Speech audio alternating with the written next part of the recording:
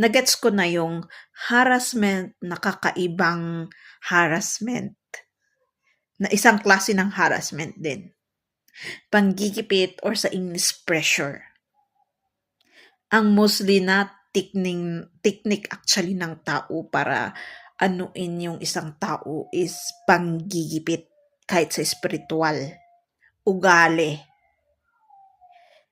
Yung technique ng isang nagmamanipulate na tao. Pero may isang pressure or sabihin natin nang iipit din yung nanggigipit na yan. Na tama kung sa mata ng katotohanan. Bakit kailangan tayong gipitin?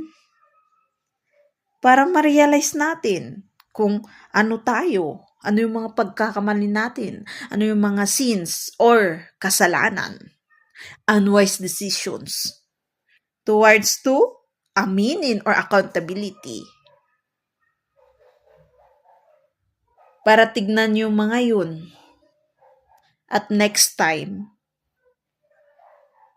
gagawin mo ba o hindi? At alam mo naman na yung anong consequences na mangyayari kung gagawin mo ulit yung pagkakamali na yun, na kasalanan, etc. Yan ang musling technique din kung technique ng tao. Technique din na ng politicians yan. Panggigipit talaga yung ginagawa nila. Kaya merong wars. Excuse me Panggigipit kasi may gusto kang ipilit 'di ba? Kaya gipitin mo yung taong yun. Pero pag yung katotohanan ang manggipit. Yan din yung kaakilap ng 10 times folds, which is the consequences or bad karma.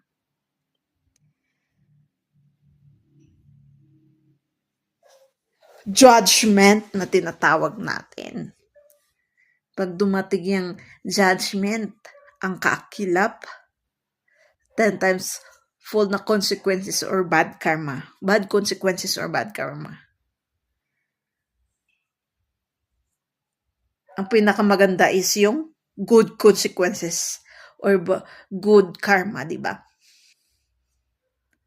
Pag may ginawa ka na maganda sa kapwa mo. Pero pag hindi, yan yung kinukontent nila na ini-explain nila kung anong style ng isang narcissist, isang style ng isang masamang tao, paano malalaman. In short, yun, panggigipit, pang-iipit, or in English, pressuring. Pressure. Yun lang pala. Kahit yun lang pala, ang laki, di ba?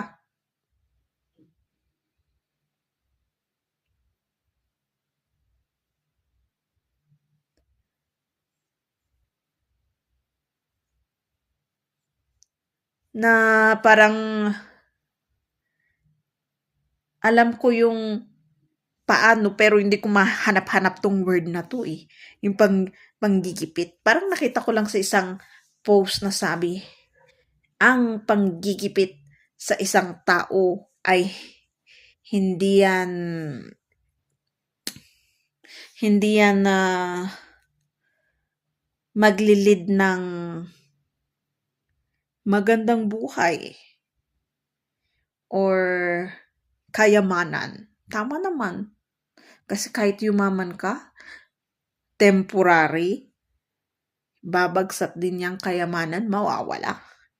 Ang permanent is yung kinuha mo sa tama, inalagaan mo, pinalaki mo, etc. Kaya minsan, siguro kulang din yung explanation ko na kung pag sa isang bagay na may problema ka, walang kasalanan na yung ibang tao. Parang nadadamay lang yung ibang tao kasi nagigipit ka, gigipitin mo din sila. Hindi yun maganda. Kahit man matulungin kang tao. Kung may ginigipit ka naman, may inaapakan ka.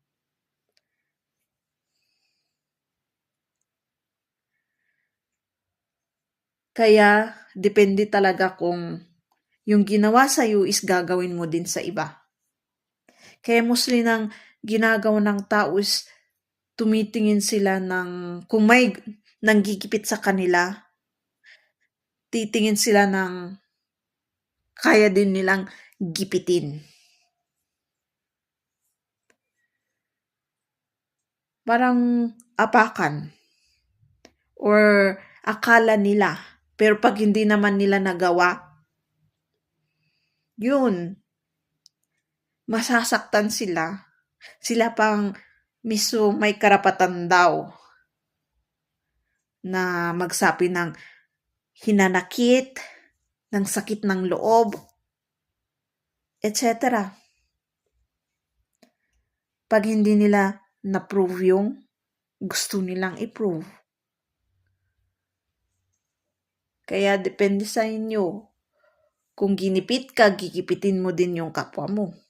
Walang mangyayari kung pasa-pasa lang yan. Babalak din 10 times fold yan.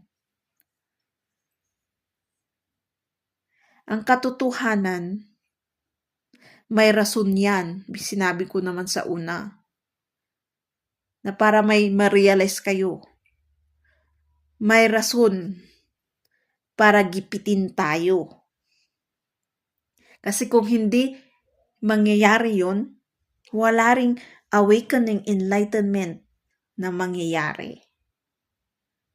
Realization, understanding. So yung parang mabigat na nararamdaman natin is yun na yung gipit. Kung kahit mali sila or tama sila or mali ka or tama ka, kung naramdaman mo yung point na yun na parang mabigat,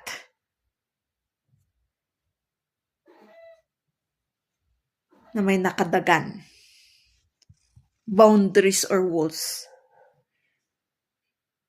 yun na yung gipit na tinatawag nila. Judgment. Na depende sa'yo kung paano mo gawan ng paraan.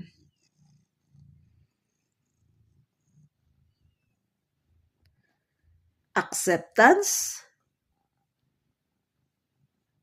or masasaktan ka.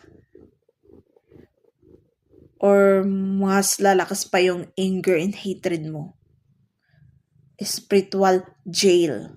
Doon na darating yung spiritual jail kung mas malakas yung hatred, hurt, anger, yung negative. So, sana makayanan natin tong spiritual warfare na nangyayari. Kasi, lakas na talaga ng corruption ng ating pamumuhay-buhay, ugali, lahat. Basta corruption. Materialistic world. Good luck and God bless to us.